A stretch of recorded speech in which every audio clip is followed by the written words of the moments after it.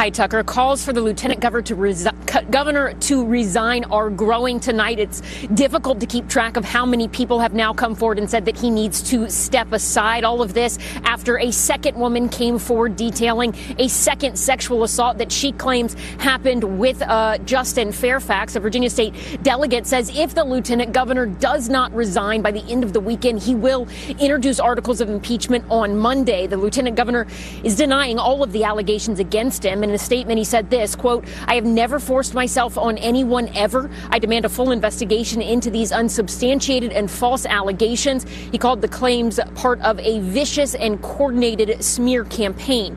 According to a press release from the law firm Smith Mullen, they are representing a woman named Meredith Watson, who says she was raped by now Lieutenant Governor Justin Fairfax in 2000 when they were both students at Duke University. The statement says, quote, "Mr. Fairfax's attack was premeditated and aggressive. There were the two were friends but never dated or had any romantic relationship." The lieutenant governor was optimistic this morning, briefly speaking to reporters as he headed to preside over a legislative session in the Virginia Senate, saying, "We will have our say. I am confident in the truth." Tonight, in a statement, he is defiant and clearly says, "I will not resign," even though a lot of Democrats now want him to. Senator Cory Booker tweeted this, quote, "The multiple detailed allegations against the lieutenant governor of Virginia are deeply troubling.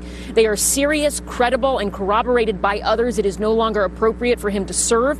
He should resign." And now attorneys for this second victim, they have come out with a new statement saying that the lieutenant governor is trying to smear their client. They say they had heard that he had told various members of the media that she is crazy and that she had been the victim of a prior rape. They say that it is true that she was the victim of a prior assault, but they say that Lieutenant Governor Justin Fairfax actually used that prior assault, which she reportedly had told him about, in order to justify the assault that he allegedly perpetrated. They say the pair had one encounter after the alleged assault in 2000 at a campus party, and this is from the statement here. She left a campus party when he arrived and he followed her out. She turned and asked, "Why did you do it?" Mr. Fairfax answered, "I knew that because of what happened to you last year, you'd be too afraid to say anything." We've reached out to the lieutenant governor's office on this new statement. So far, Tucker, we have not heard back.